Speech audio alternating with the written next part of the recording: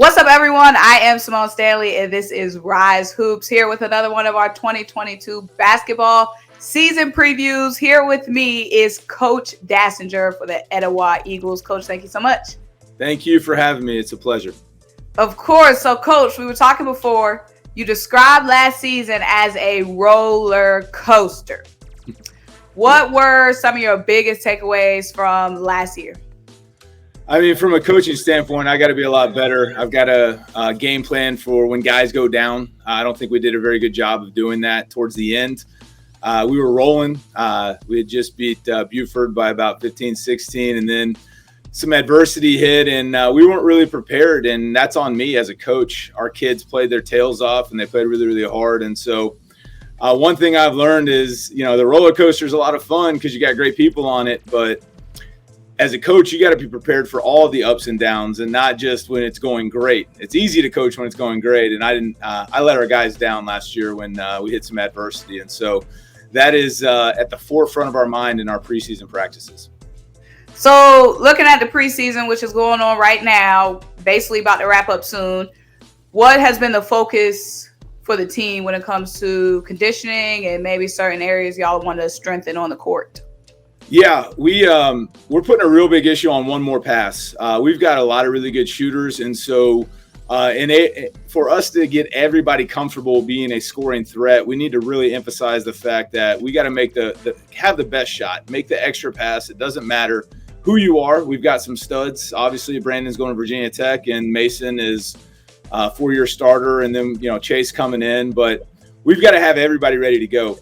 And so just really moving the ball. We're moving the ball. We're set. We're not going to settle for a good shot. We want a great shot. And we think if we do that, then everyone's going to be prepared when their number's called. And so we've put a lot of emphasis on that, a lot of emphasis on boxing out. We're not the biggest team in the world, and we play some pretty big towers the first few games. And so we're putting a huge emphasis on that as well. And so that's kind of what we've been doing, and we always go hard. Our guys, I think we're known for as a program that plays hard all the time, and so some dogs. It's not an issue. It's just boxing out and getting everybody ready. So you got some dogs, Coach? We do. I think so. I think we got, we're led by two of them. Mason and Brandon are two of the toughest kids I've ever coached in my life, and there's a guy named Kyle Tipper that sets the tone at practice. He won the Strawberry Award last week, which is the person that dives on the floor the most, and we could probably rename it the Kyle Tipper Award because he's always on the floor. So I think we got some dogs. Okay. So we've seen some of that in the fall league. You guys were so fun to watch this fall in the fall league. One guy we didn't get to see a lot, Mason, you brought him up. 4-year starter. Why is this season going to be so important for him when it comes to his recruitment? Well, I just think he's finally comfortable in who he is and what he wants to do. Mason's the smartest basketball player I've ever coached, and we've coached a lot of them. And in the past he would pass up his shot for a better shot from a teammate, but sometimes Mason taking a tough shot is better than anybody else. And so him really embracing the offensive threat and not just a facilitator, but he can flat out shoot the basketball and he can take it to the rim. And he's really embraced that, and he knows that he's got to score 15 to 20 a game, and he's hunting opportunities to score now. In the past, he's been a team first all the time guy, which is what we want, but sometimes we need guys to be a little selfish. Yeah, especially somebody like him who, like you said, can knock down pretty much any shot. That's right. And the only other thing that, college coaches tell me is they don't know if he can defend at a high level. And so we've scheduled. We don't really care about wins or losses anymore in November or December. We care about him in February and March. And so we've put together a schedule that's going to showcase him. Play Wheeler first game. Then we got Green Forest, Grayson. And so any college coach that doubts if Mason can guard, just come watch our first 4 games, and I promise you he's going to guard. Okay, you put the coaches on the clock. I like that. Yeah, I mean, he's worth it. There's not a few guys you'd bet the house on, and he's one of them. Brandon was too, and we saw what happened this June. And right. I've been saying Brandon was Power 5 since he was a freshman, and no one really believed, and then he blew up. And so I don't bet everything all the time, but I'll do it on Brandon and Mason.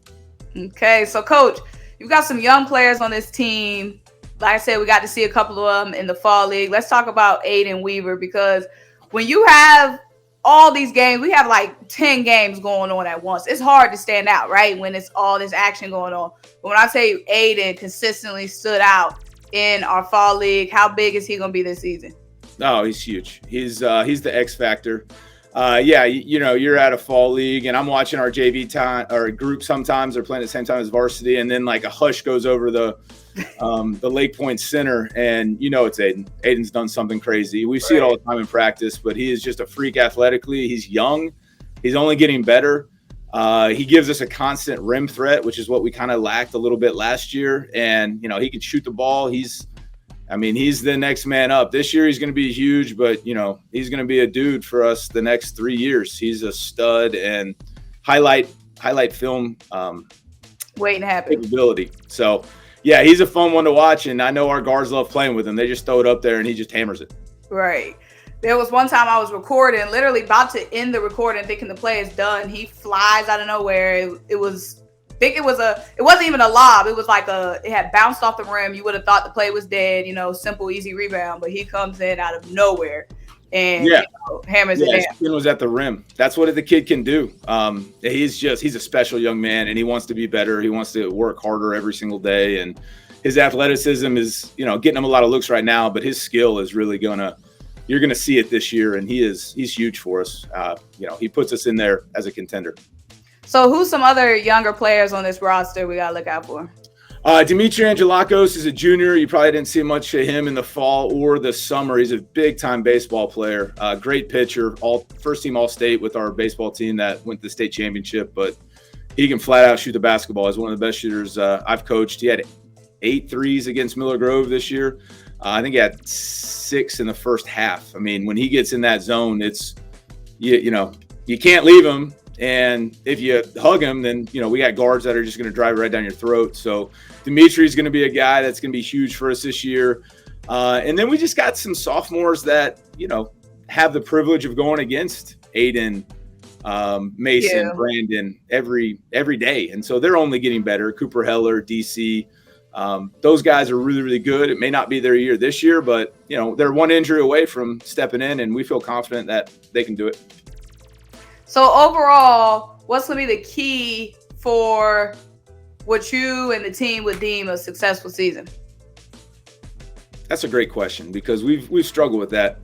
What makes it a successful season? And we can't control what happens off the court, whether it's a sickness or an injury, and so we're really focusing on just enjoying the process. So we want to win a state championship. That's our goal. All right. Our goal is to win a state championship. We feel like it's our time.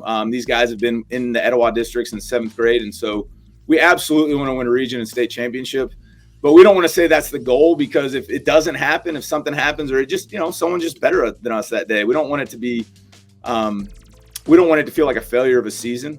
And so honestly, the guys that we've got are just such a blessing. And, I don't like to get emotional, but I just love coaching them so much that I just want to enjoy every single day. I mean, we're doing 2-a-days right now, and I just do it because I love coaching them. And so for me, the season's already a success. They've come so far, and they've put their name out there. And so, we're pretty happy with where we're at. And, from a metric standpoint, we feel like we should play for a state championship. Claim it, Coach. You claim Brandon. You claim Mason. Who's up next? Claim to stay. You seem like you're pretty good at claiming stuff. Hey, we're going to work as hard as we can, and that's what we want to do. And we're not going to pressure is a privilege, right? We want the pressure. Not a lot of teams from where we're from get this type of pressure. Not a lot of teams get thrown in these showcases, and we just want it all. Bring it on. Bring it on, Wheeler. Bring it on, Grayson, Green Forest. We got a bunch of dudes that are dogs, and we're going to give you our best. And if your best is better than ours, we tip our hat to you, but you're going to know you played us. You're going to remember the day you played Etowah. That's right. We hope so. So lastly, you gave us a little sneak peek. Give us a full preview into when it comes to the schedule. Any tournaments, classics y'all have coming up early that? Yeah, we're playing in Hillgrove's first annual Powder Springs Classic, and they put us up against Wheeler, so that'll be a fun game. And then we're playing Jared Cook. Coach Gardner over there does a great job with the field, and so we got Green Forest and Grayson there playing Hoopsgiving, one game in Hoopsgiving. We're playing at Lemon Street again, and then we've got really good county teams. We got Cherokee at home. It's non-region this year, but Cherokee High School and Coach V over there have done a great job. And I encourage college coaches to come out and watch everybody. They've got some dudes that should be playing D1, and I think we got some as well. And so, those are the big ones. But we're really focused on region and state. And so region goes through Rome. That's where it's at. And Sequoia was in the Final Four last year. Coach Carton does a great job. And so we got to be ready for those guys. But yeah, we got some big names on the schedule, and then hopefully that gets us ready for February. All right, Coach, I like it. It sounds good. Like I said, I saw you guys play all fall. The conditioning is there, the talent is there. We're just ready for the season at this point. Yeah, our coaching staff just can't screw it up. So hopefully we get out of the way and let the boys do all the work. I like it. Well, y'all, I am Symone Stanley. He is Coach Dasinger for the Etowah Eagles. This is RYZE Hoops. Thank you guys so much for joining us. Thank you very much. Thanks for all you do for high school basketball. It's greatly appreciated.